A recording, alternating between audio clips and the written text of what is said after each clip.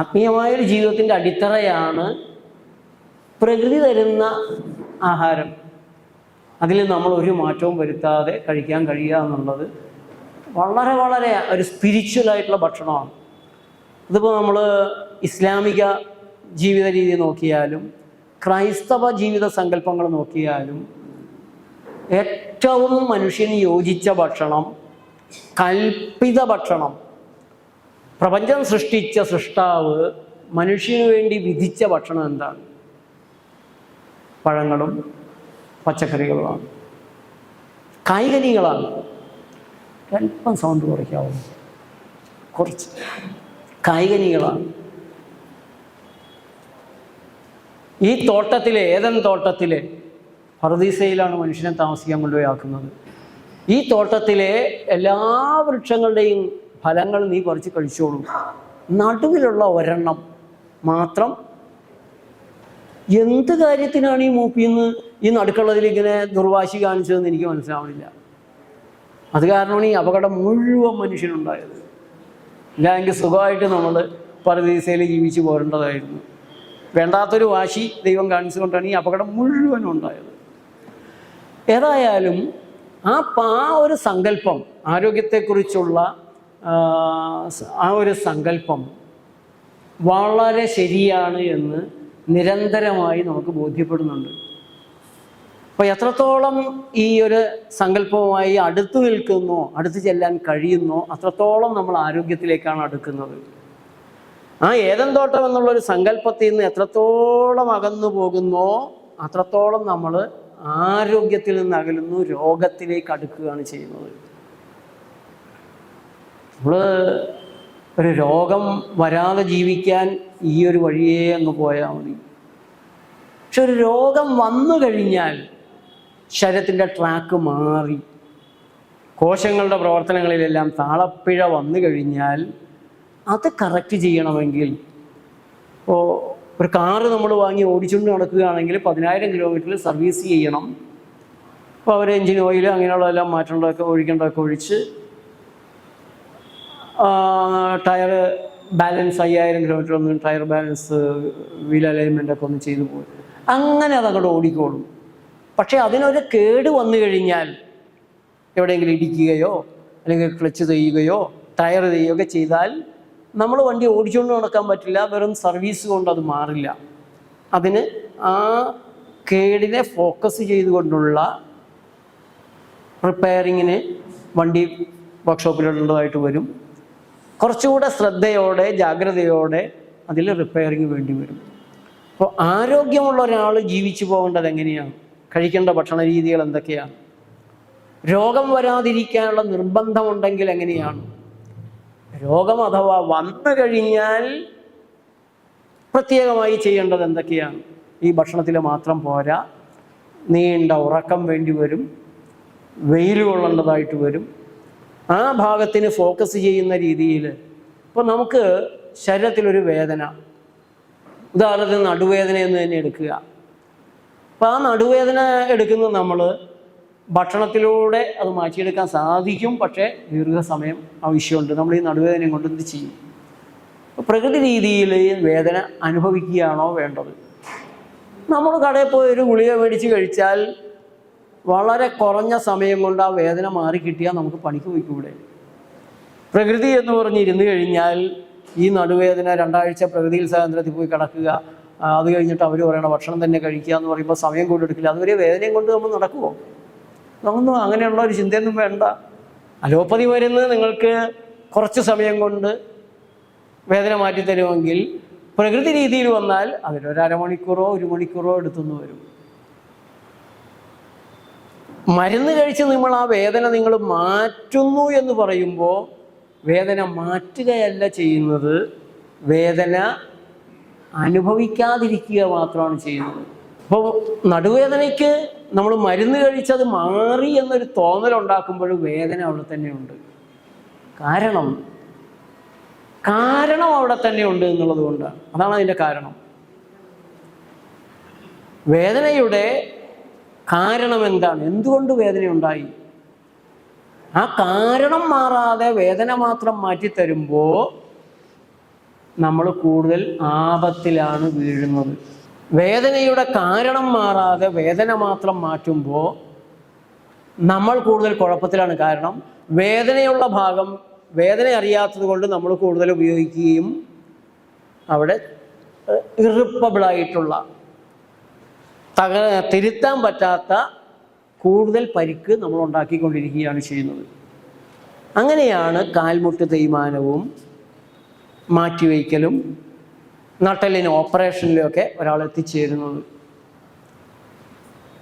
അപ്പോൾ പ്രകൃതി രീതിയിലൂടെയാണ് നമ്മൾ ആ വേദന മാറ്റാൻ ശ്രമിക്കുന്നതെങ്കിൽ ഇരട്ടി സമയം എടുക്കും. ശരിയാണ്, ഇരട്ടി സമയം, അത്രേ ഉള്ളൂ. ആ വേദനയുടെ കാരണത്തെ കൂടെ ശ്രദ്ധിച്ചുകൊണ്ടാണ്, അതുകൊണ്ടാണ് അല്പം കൂടുതൽ സമയം എടുക്കുന്നത്. ഇപ്പോൾ വേദന നമുക്കുണ്ടാകുന്നത് വലിഞ്ഞ് അവിടെയുള്ള മാംസപേശികളെല്ലാം വലിഞ്ഞ് മുറുകി വാസോ കൺസ്ട്രിക്ഷൻ എന്ന് സയൻറ്റിഫിക് ആയിട്ട് പറയും. വാസോ കൺസ്ട്രിക്ഷൻ ഉണ്ടാകുന്നത് കൊണ്ടാണ്. അപ്പോൾ ഈ മരുന്നുകൾ, കെമിക്കലുകൾ നമ്മൾ മരുന്ന് കഴിച്ചു കഴിഞ്ഞാൽ അത് വളരെ ശാസ്ത്രീയമായി കണ്ടുപിടിച്ചിട്ടുള്ളതാണ്. ആ പ്രത്യേകമായിട്ടുള്ള പ്രയാസം മാറ്റാൻ വേദനയുടെ കാരണത്തെ അല്ല, വേദനയ്ക്ക് വലിഞ്ഞു മുറുകിയിരിക്കുന്ന നാഡീഞരമ്പുകളൊന്ന് അയച്ചു വിടുകയാണ് മരുന്നുകൾ ചെയ്യുന്നത്. പിന്നെ വേദനയ്ക്ക് സംവേദനം നടത്തുന്ന മെസഞ്ചർ പ്രോട്ടീൻസിനെ മരവിപ്പിക്കുകയും കൂടെ ചെയ്യുമ്പോൾ വേദന മാറി എന്നുള്ളൊരു തോന്നൽ നമുക്കുണ്ടാവും. നിങ്ങൾ പ്രകൃതി രീതി ചെയ്യുമ്പോൾ നിങ്ങൾക്ക് വേദനയുണ്ടോ? ഹൈഡ്രേറ്റ് ചെയ്യുക എന്നുള്ളതാണ് നമ്മുടെ ആദ്യത്തെ തത്വം. ഇത് മോഡേൺ മെഡിക്കൽ സമീപനമാണ്, മോഡേൺ മെഡിക്കൽ സയൻസാണ്. പക്ഷേ നമുക്ക് മരുന്ന് തരുന്ന ആശുപത്രി ചികിത്സകൾ മോഡേൺ മെഡിക്കൽ സയൻസ് അല്ല, മോഡേൺ എക്കണോമിക് സയൻസാണ്, മോഡേൺ എക്കണോമിക്സാണ്, മോഡേൺ ബിസിനസ് സയൻസാണ്. നിങ്ങളുടെ വേദനയെ എങ്ങനെ പരമാവധി പണമുണ്ടാക്കാവുന്ന ഒരു തരത്തിലാക്കുക, കച്ചവടമാക്കുക എന്നുള്ളതാണ് അവിടെ നടക്കുന്നത്.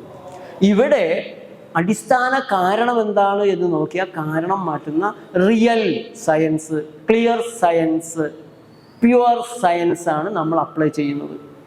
നമ്മൾ ശാസ്ത്രീയരല്ല എന്നൊക്കെ അവർ പറയുന്നത് അവരുടെ വരുമാനം അതോടെ ഇല്ലാതാകുന്നു എന്നുള്ളത് കൊണ്ട് മാത്രമാണ്. അപ്പോൾ നമ്മളവിടെ ഈ വാസോ കൺസ്ട്രിക്ഷൻ വന്നു കഴിഞ്ഞാൽ മരുന്നുകൾ ചെയ്യുന്ന വാസോ ഡൈലേഷനാണ്, അയച്ചു വിടുക. അപ്പോൾ വേദന പോയി. പ്രകൃതി രീതിയിൽ വരുമ്പോൾ നമ്മൾ ആദ്യം ചെയ്യുന്നത് ഹൈഡ്രേറ്റ് ചെയ്യുക എന്നുള്ളതാണ്. വെള്ളം നന്നായിട്ട് കുടിക്കുക. വെള്ളം കൂടുതൽ വരുമ്പോൾ കുതിർന്ന് പതുക്കെ ഒന്ന് അയയും. പലരുടെയും വേദന, തലവേദന പ്രത്യേകിച്ച് വെള്ളം കുടിക്കാത്തവരിലാണ് കൂടുതൽ വരിക. തലവേദനയുടെ പ്രധാനപ്പെട്ട കാരണങ്ങളിൽ ഒന്ന് ഡീഹൈഡ്രേഷനാണ്, വെള്ളം വരിയാതെ കുടിക്കാത്തതാണ്. അന്നേരം മാത്രം കുടിക്കാത്തതല്ല, ആ ജീവിതത്തിൽ ഉടനീളം വെള്ളം കുറഞ്ഞു കുടിക്കുന്നവരായിരിക്കും, അല്ലെങ്കിൽ വെള്ളം കൂടുതൽ ആവശ്യമുള്ള സാധനങ്ങൾ കഴിക്കുന്നവരായിരിക്കും. നിങ്ങൾ വെള്ളം കുടിക്കുന്നുണ്ട് എന്ന് പറഞ്ഞിട്ട് കാര്യമില്ല. നിങ്ങൾ കഴിക്കുന്നത് വറുത്തും മുരിച്ച സാധനങ്ങളാണെങ്കിൽ കുടിക്കുന്ന വെള്ളം മുഴുവൻ അതിൻ്റെ കേട് തീർക്കാൻ ശരീരത്തിന് ഉപയോഗിക്കേണ്ടതായിട്ട് വരും. എണ്ണയിൽ വറുത്ത് മുരിച്ചതൊക്കെ ആണെങ്കിൽ വെള്ളം ഈ എണ്ണയെ മുകളിലേക്ക് കൊണ്ടുവന്ന് നിർത്തുമ്പോൾ മാത്രമാണ് ശരീരത്തിന് അത് ദഹിപ്പിക്കാൻ, ശരീരത്തിന് ഈ എണ്ണയിൽ വറുത്ത് മുരിച്ച സാധനത്തിലേക്ക് ദഹനരസങ്ങൾ എത്താൻ സാധിക്കുകയില്ല. അതിനൊരു കോട്ടിങ്, ഒരു പ്ലാസ്റ്റിക് കോട്ടിങ് പോലെ കിടക്കും. അപ്പോൾ വെള്ളം കുടിച്ചാൽ മാത്രമാണ് ഈ വറുത്ത് മുരിച്ച സാധനങ്ങളെ ദഹന വിധേയമാക്കാൻ സാധിക്കുക. എണ്ണ മുകളിലേക്ക് പോകണം. രണ്ടാമത്തേത്, ഉപ്പ് ധാരാളം കഴിക്കുന്ന ഒരാളാണെങ്കിൽ, അച്ചാറ്, പപ്പടം, അങ്ങനെയുള്ള ഉപ്പ് ചേർന്ന സാധനങ്ങൾ കൂടുതലാണെങ്കിലും ഈ ഉപ്പിനെ നിർവീര്യമാക്കിയിട്ടില്ല എങ്കിൽ ഉപ്പ് ശരീരത്തെ നശിപ്പിക്കും. ഉപ്പ് ശരീരത്തിന് ആവശ്യമുള്ളൊരു സാധനമല്ല, ഉപ്പ് ശരീരത്തെ ദ്രവിപ്പിക്കുന്ന ഒരു സാധനമാണ്. നിങ്ങളൊരു നല്ല ബൈക്ക് വാങ്ങി, ഇപ്പോൾ ഉപ്പിലിട്ടത് ദീർഘകാലം ഇരിക്കും, കൂടുതൽ കാലം വെച്ചിരിക്കാൻ പറ്റും. അങ്ങനെ നമ്മൾ നിരവധി കാര്യങ്ങൾ ചെയ്യാറുണ്ട്. ഒരു ബൈക്ക് വാങ്ങിയിട്ട് ദീർഘകാലം ബൈക്ക് ഇരിക്കാൻ വേണ്ടി ഒരു 100 കിലോ ഉപ്പ് കൊണ്ട് മൂടി വെച്ചാൽ 2 ആഴ്ച കഴിഞ്ഞിട്ട് ബൈക്ക് ഉപ്പൊക്കെ മാറ്റിയെടുത്ത് നോക്കണം. അപ്പോൾ ഉപ്പ് ശരീരത്തിൽ ക്രിസ്റ്റലൈസേഷൻ, കല്ലുകൾ ഉണ്ടാക്കുന്നതാണ്, ദ്രവിപ്പിക്കുന്നതാണ്. അതുകൊണ്ട് ഉപ്പ് കുടിച്ചാലും കൂടുതൽ വെള്ളം കൊണ്ട് അതിനെ നിർവീര്യമാക്കി നിർത്തുക എന്നുള്ളതാണ് ശരീരത്തിൻ്റെ. അപ്പോൾ നിങ്ങൾ കൂടുതൽ ഉപ്പ് കഴിക്കുന്ന ഒരു സ്വഭാവക്കാരനാണെങ്കിൽ, സ്വഭാവക്കാരിയാണെങ്കിൽ നിങ്ങൾക്ക് കൂടുതൽ വെള്ളത്തിൻ്റെ ആവശ്യം വരും, കുടിക്കുന്ന വെള്ളം മതിയാവാതെ വരും. അതുപോലെ പഴകിയ ഭക്ഷണം കഴിക്കുകയാണെങ്കിൽ, തമ്മി ചേരാത്ത ഭക്ഷണങ്ങൾ കഴിക്കുകയാണെങ്കിൽ, നിങ്ങളറിയാതെ വിഷാംശങ്ങൾ ശരീരത്തിൽ ഉൾപ്പെട്ടാൽ, കീടനാശിനികളാണെങ്കിലും കൂടുതൽ വെള്ളം കൊണ്ട് ശരീരത്തിന് അതിനെ നിർവീര്യമാക്കാനായിട്ട് ശ്രമിക്കാൻ സാധിക്കും. അപ്പോൾ പല രീതിയിലായിരിക്കും നിങ്ങൾക്ക് ഡീഹൈഡ്രേഷൻ അനുഭവപ്പെടുക. അപ്പോൾ ഈ വേദനയ്ക്ക് നമുക്ക് വെള്ളം നന്നായിട്ട് കൊടുക്കുക എന്നുള്ളതാണ് ആദ്യത്തെ ഒരു നടപടി. രണ്ടാമത്തത്, നിങ്ങൾക്ക് മലബന്ധം ഉണ്ടെങ്കിലും ദാഹം കൂടും, കുടിക്കുന്ന വെള്ളം മതിയാവാതെ വരും. വളരെ കൂടുതൽ വെള്ളം ഉണ്ടെങ്കിൽ മാത്രമാണ് മലബന്ധത്തിൽ നിന്ന് ശരീരത്തിന് അതിനെ അടിച്ച് കളയാൻ സാധിക്കുക. തലവേദന ഉണ്ടാകും. അപ്പോൾ ആ തലവേദനയ്ക്ക് മരുന്ന് കഴിക്കുന്നതിനേക്കാൾ ആദ്യം ചെയ്യേണ്ട ഒരു കാര്യം, മരുന്ന് കഴിക്കുകയേ ചെയ്യരുത്, ഈ മലബന്ധം ഉണ്ടോ അത് മാറ്റുക എന്നുള്ളതാണ്. കഴിച്ച ഭക്ഷണം വയറ്റിൽ കിടന്ന് മോശമായിട്ടുണ്ടോ ആ കാര്യത്തിലും ഡൈലൂട്ട് ചെയ്യുക എന്നുള്ളതാണ് ചെയ്യേണ്ടത്. അപ്പോൾ അതുപോലുള്ള അടിസ്ഥാനപരമായ കാര്യങ്ങൾക്കൊപ്പം തലവച്ചവെള്ളത്തിലും നന്നായിട്ട് കഴുകുക, ഒരു ഇതുള്ള തലവേദനയൊക്കെ മാറും. വേദനയുള്ള ഭാഗത്ത് വാസോ ഡൈലേഷനാണ് നമ്മൾ ഈ നനഞ്ഞ തുണി വയ്ക്കുമ്പോൾ ഉണ്ടാകുന്നത്. വലിഞ്ഞു മുറുകിയ മാംസപേശികളെ മരുന്നുകൾ ഉള്ളിൽ ചെന്ന് ആമാശയം തുളയ്ക്കാനിടയാക്കി കരളിനെ ബുദ്ധിമുട്ടിച്ച് രക്തം ദുഷിപ്പിച്ച് ഈ മെച്ചം കിട്ടുന്നതിന് പകരം പ്രകൃതി രീതിയിലാവുമ്പോൾ ഡയറക്റ്റ് ആപ്ലിക്കേഷനാണ്.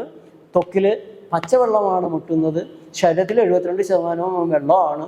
ആ വെള്ളം ഈ വെള്ളമായിട്ട് വളരെ സന്തോഷത്തിൽ വാസോ ഡൈലേഷൻ അവിടെ നടക്കും.